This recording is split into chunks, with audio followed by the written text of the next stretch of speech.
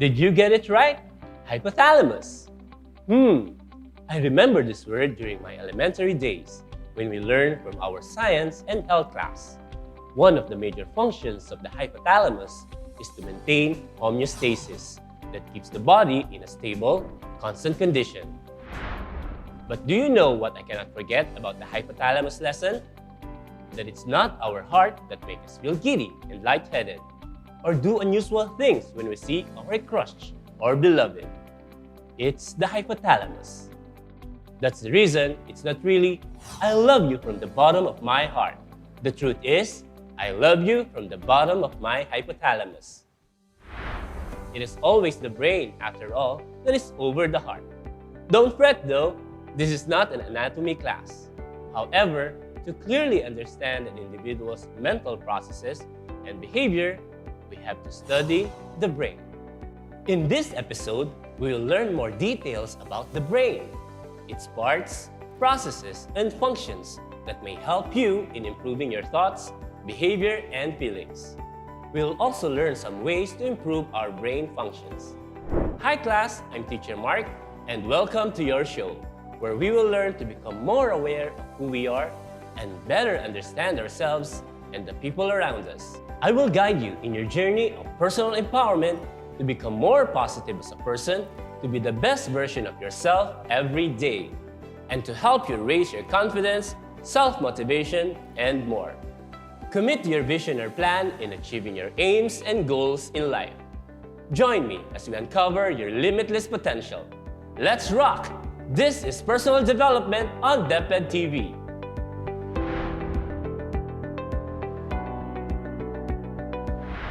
The brain is the most complex organ in the human body. It is composed of approximately 86 billion neurons that communicate in trillions of connections called synapses. It is always active and acts as the control center of the body. The brain only weighs about 3 pounds or 1.4 kilograms, which represents a mere 2% of the body's total weight. However, it uses a whopping 20% of our body's energy, and is surprisingly fatty. About 60% of the brain is fat. And of course, the brain is the seat of our intelligence. Our creativity, emotions, and memory are just a few of the many things governed by the brain.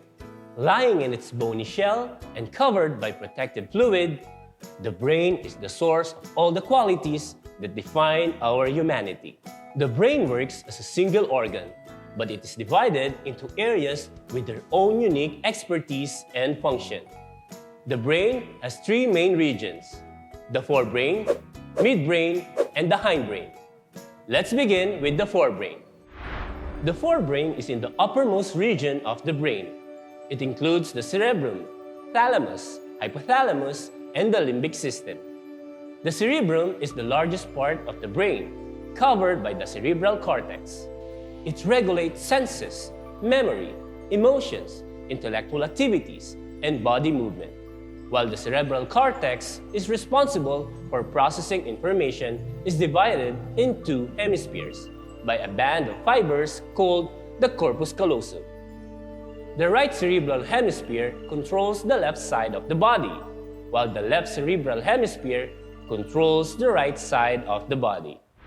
Have you ever heard someone say that he tends to be more of a right brain or a left brain thinker? They say that left brain thinkers have strong math and logic skills, while right brain thinkers are told that their talents are more on the creative side.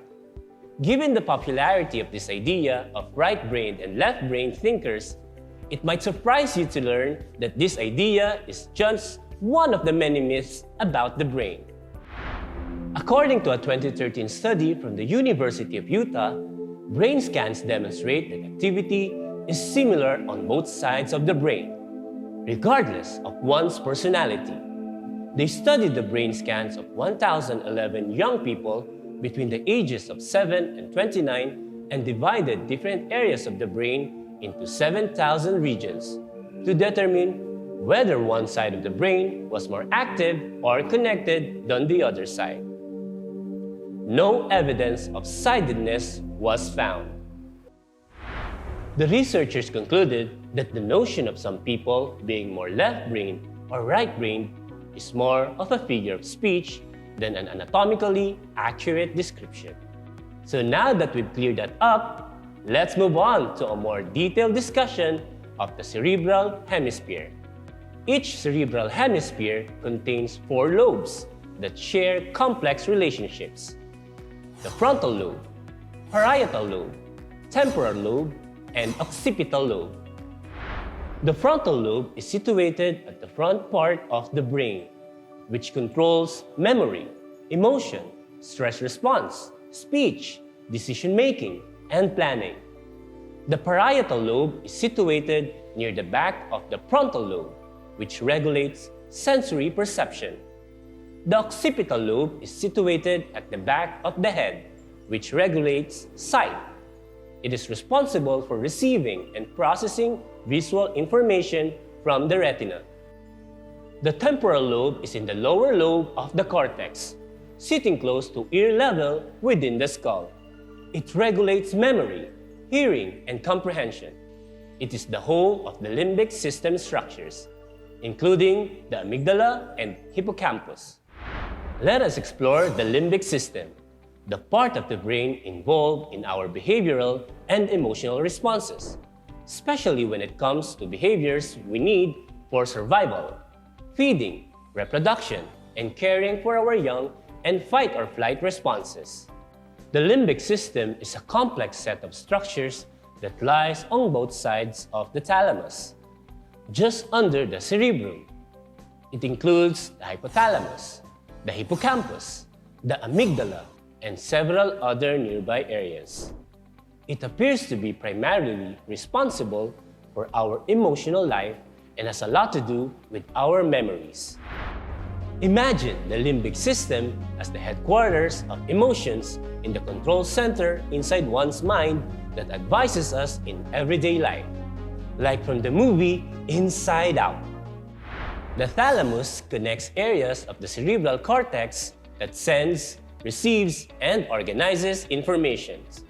It also plays a role in control of sleep and wake cycles. Try to imagine them as 2 traffic enforcers named Tala and Amos. The hypothalamus is located below the thalamus and above the brain stem. It is one of the busiest parts of the brain and is mainly concerned with homeostasis. Homeostasis is the process of returning something to some set point. It also means a healthful, balanced bodily state. Our body is always trying to achieve this balance. For example, the feelings of hunger are the brain's way of letting us know that we need more nutrients to achieve homeostasis. The other way the hypothalamus controls things is via the pituitary gland. It is neurally and chemically connected to the pituitary, which pumps hormones called releasing factors into the bloodstream. As you know, the pituitary is the so-called master gland, and its hormones are vitally important in regulating growth and metabolism. The hippocampus, that looks like a pair of seahorses that curves back from the amygdala, stores your memory, and it's also another part of the brain that is involved in your fear responses. If the hippocampus is damaged, a person cannot build new memories, just like in the movie 50 First Dates. Next, let's move on to the midbrain and hindbrain. The midbrain is located between the forebrain and the hindbrain. It functions mainly as a relay center for sensory and motor nerve impulses between the pons and spinal cord, and the thalamus and cerebral cortex. The hindbrain is situated at the back of the head. It's the brain's well-protected central core, which includes a cerebellum that receives information from the sensory system and the spinal cord to regulate balance and posture and coordinate movement. Evolutionarily speaking, the hindbrain contains the oldest parts of the brain. Also, the midbrain and hindbrain form the brainstem. The brainstem is located at the lower part of the brain, which leads to the spinal cord, It contains the pons and medulla oblongata. It connects the cerebrum and cerebellum to the spinal cord. It composed of nerve fibers that carry signals to and from all parts of the body. Its functions are for safety and survival as it regulates breathing, consciousness, heart rate, body temperature, blood pressure, digestion, and wake and sleep cycles. This is a partial view of how the brain works for you. Again, the cerebrum and cortex have something to do with your ability to think. The limbic system has something to do with your feelings, while the brainstem has something to do with your behaving safely to survive. These are all important for personal development. What are you thinking right now? Can you look around? What do you see, smell, feel, and hear? Is it good or not? Try to look at your face. Is there any dirt that needs to be cleaned? How did you feel after you saw it? What will you do about it? Then, after you take care of it, tell yourself how it changed your mood. Aha! The brain makes you think, feel, and behave. Its complex interrelationships enable you to think critically, creatively, and carefully in various situations. The experiences you gain from these situations help you to develop specific reactions towards yourself and others, which in turn determine who you are as a person. A person who possesses right and good thoughts processes, feelings, and perception. Understanding the different parts of the brain, processes, and functions can help you improve your thoughts, behaviors, and feelings. In this phase of your life, it would be good for you to explore ways to improve your brain functions for personal development. As you demonstrate your ways to fully develop your brain functions, enhancing and balancing your mental abilities will support your personal development.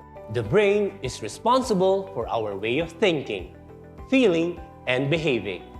Still, it is essential to observe and exercise ways to improve your brain functions as a maturing adolescent. Here are some useful tips to improve your brain power that will help you activate your brain functions for personal development. First, it is important to have physical and mental exercise. It is said that exercising can help improve brain health, improve memory, and protect your brain from degeneration. Exercising may include the following: meditation, aerobics, solving problems, or playing mind games. Second, lead a healthy lifestyle. This includes having enough sleep. And for adolescents like you, that means at least 6 to 8 hours of sleep at night. This lifestyle also means that you need to avoid drinking alcohol and smoking. Did you know that smoking can cause a brain disorder called dementia? People who smoke more than 2 packs of cigarettes a day had twice the dementia rate when compared with non-smokers in their latter years. Lastly, it is also about proper food intake. It is important that we feed our brain as well. Include brain-boosting food rich in omega-3, antioxidants, amino acids, and vitamin E in your diet. Eat more vegetables. Limit calorie and saturated fat intake. Drink green tea and wine or grape juice in moderation. Now that you have learned these useful tips that could help you empower your brain, let us have a guided meditation exercise that can help you relax and improve your mental focus.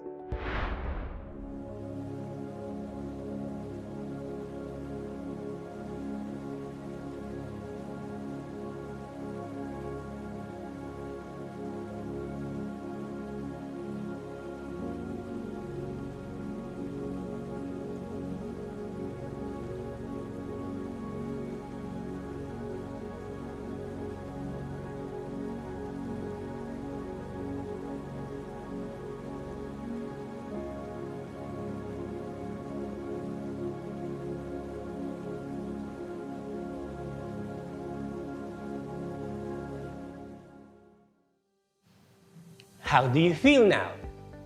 Personally, I feel calmer and more relaxed after that meditation exercise. I hope that it also had the same effect on you, which is good because we are nearing the end of our episode and it may be time for you to relax even more. But before I let you go, here are some of my tips. Turn off negative thoughts in your mind. Positive thinking, especially in the future tense, speeds up the creation of cells and dramatically reduces stress and anxiety. So, think positive. Stay curious and train your brain to innovate and create fresh ideas. When you experience something new, that actually stimulates your brain. Keep on reading. Imagination is a great way to train your brain. So here's what I would like you to do for your assignment. Take a selfie showing how you can improve your brain functions for your personal development and use the hashtag MyPDJourney and hashtag DepEdTV. Before we end our episode today, let me share this quote. Be the engineer of your brain. Maintain and operate it to be always in its perfect condition. Love your brain. Your mind is powerful. Think positive and positive things will happen. Always be mindful. Be in the present moment. This is Teacher Mark. I see greatness in you. Know your worth, make a habit of developing yourself, and be your best version every day. See you in our next episode on personal development on DepEd TV.